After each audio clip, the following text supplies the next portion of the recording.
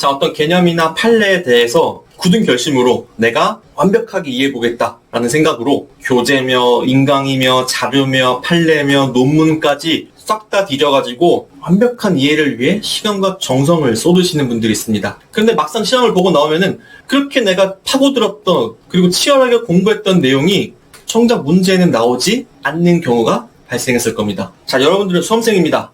학자 모드가 되면 안 돼요. 학자 모드가 된다면은 장수행으로 가는 지름길로 직행하는 것입니다. 자, 학자 모드가 아니라 수험생 모드는 어떤 것인지 구체적으로 설명드리겠습니다.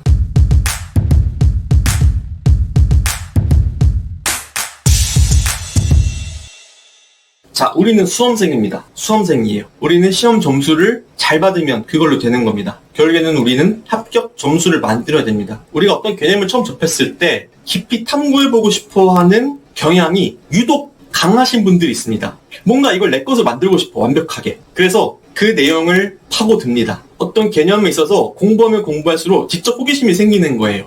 왜 이런 판례가 나왔을까? 이 판례의 배경은 무엇일까? 이 개념은 왜 이런 내용을 갖고 있을까? 호기심과 의문들이 막 떠오르는 거예요. 근데 우리는 수험생입니다. 여러분들이 공부하고 있는 대부분의 시험들은 제한된 시간 안에 무진장 많은 양을 공부해야 되는 특징이 있습니다. 자, 논문이며 배경 지식이며 교과서며 이것저것 파고든다면은 여러분들의 호기심은 충족됐을 수도 있어요. 하지만 정작 시험에 중요한, 즉 시험에 합격할 만한 핵심 내용들이 정리가 되지 않았을 가능성이 매우 높습니다. 목표는 합격인데 마치 학자처럼 연구만 잔뜩 해버린 거란 말이에요. 우리가 준비하는 시험은 논문 심사가 아닙니다. 어떤 개념을 그 원리부터 그 본질부터 완벽하게 이해했다고 해서 점수에 직결되는 거는 아닙니다. 대부분의 시험들은요, 기존에 출제된 문제들과 같은 유형, 같은 범주, 그 테두리 안에서 그 문제가 나오고 그 범주 안에서 그 문제를 얼마나 정확하고 빠르게 풀어낼 수 있느냐, 이게 평가 요소입니다. 그런데 논문을 쓰듯이 이 판례의 배경부터 법리가 확립되기까지의 어떤 과정,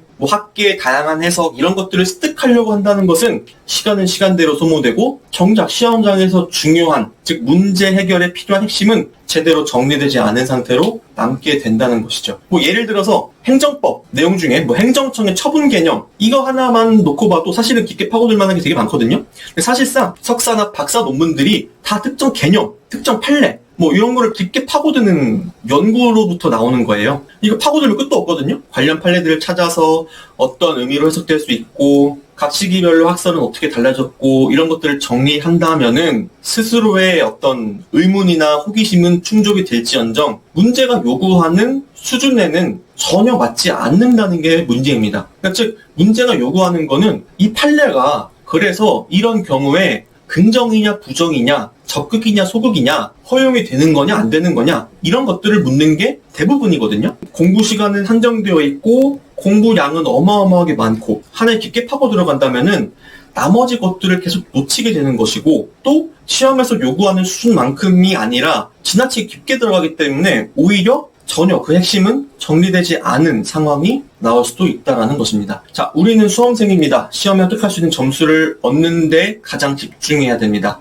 학자로서의 태도는 다 버리셔야 돼요. 학자라면은 논문의 인용이나 판례, 전개, 과정, 학설의 비교 등등을 얼마나 세세하고 분석했는지를 갖고 평가받을 것입니다. 그리고 그렇게 연구를 많이 한 결과 어떤 본인만의 시각이나 해석, 견해가 생길 수 있습니다. 하지만 수험생은 다릅니다. 수험생은 시험에서 묻는 것만 잘 대답하면 돼요. 시험에서 자주 다루는 핵심 포인트를 얼마나 빠르고 정확하게 짚어낼 수 있느냐가 전부라고 해도 과언이 아닙니다. 시험에서는 특정 범위, 특정 유형 문제가 반복적으로 나오거든요. 그래서 시험 범위 안에서 자주 등장하는 핵심 포인트들을 결국엔 빠르고 정확하게 숙지하는 것이 우선입니다. 그게 우선순위예요. 이걸 넘어서서 논문 수준의 연구를 하게 된다면 시험이라는 목표와는 점점 멀어지게 되는 것이죠. 물론 깊이 있는 이해가 점수로 이어진다고 생각할 수도 있지만은 사실 우리가 응시하는 대부분의 시험들은 이해보다는 암기가 더 주된 포션을 차지합니다. 이거에 대한 이해도를 묻는 게 아니라 이거에 대해서 암기가 됐느냐, 즉 너가 숙지하고 있느냐가 문제를 푸는 데 있어서 더 깊숙하게 관련되어 있다는 것입니다. 이해를 지나치게 한다면 결국에는 암기와의 밸런스가 깨져버리는 거예요. 이해를 바탕으로 공부한다면 흥미롭게 재밌게 공부할 수는 있을지언정 시험이라는 목표는 점점 멀어지게 되는 것이거든요. 그렇기 때문에 제가 항상 강조하는 지금 내가 하고 있는 행위가 내 점수의 상승에 직결되는 것인가를 끊임없이 고민하셔야 됩니다. 예를 들어서 어떤 판례를 공부할 때 시험 문제로 많이 언급되는 그 결론, 그 결론만 숙지하면 사실상 문제를 푸는데 별 지장이 없거든요. 더 나아가서 내가 이해를 위해서 결론까지 도출된 그 이유, 근거들까지만 숙지해도 충분합니다. 근데 여기서 더 나아가서 판례가 형성된 역사나 하급심의 의견이나 판결문의 세부 표현 하나하나까지를 전부 다 파고들기 시작하면은 합격을 위해 필요한 공부량의 배 이상을 해버린다는 것이죠. 그래서 정작 중요한 다른 과목이나 다른 부분에 있어서 시간을 할애하지 못하게 됩니다. 그래서 우리는 항상 수험생이라는 걸 잊지 마셔야 됩니다. 학자 모두는 시험 끝나고 시험 합격하시고 여유가 생기시면은 얼마든지 하시면 됩니다.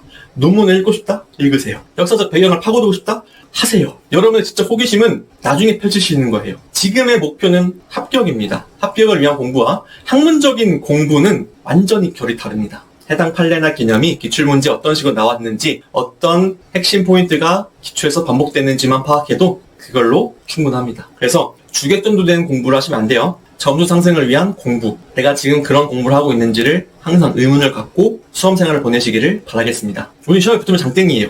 그 내용을 깊게 이해했는지, 얼마나 이해했는지는 점수와 크게 관련이 없습니다. 그래서 결국엔 기출문제입니다. 기출문제에 중점적으로 보세요. 기출에 답이 있습니다. 자주 언급되는 판례가 있으면은 그 판례의 핵심 쟁점과 결론만 확실하게 이해하고 외우세요. 그러면 충분해요, 시험장에서는.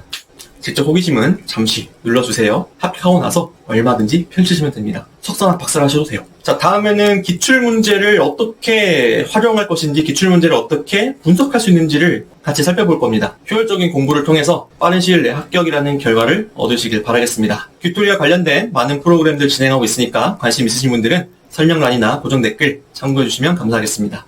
네, 이상 손민규 변호사였습니다. 감사합니다.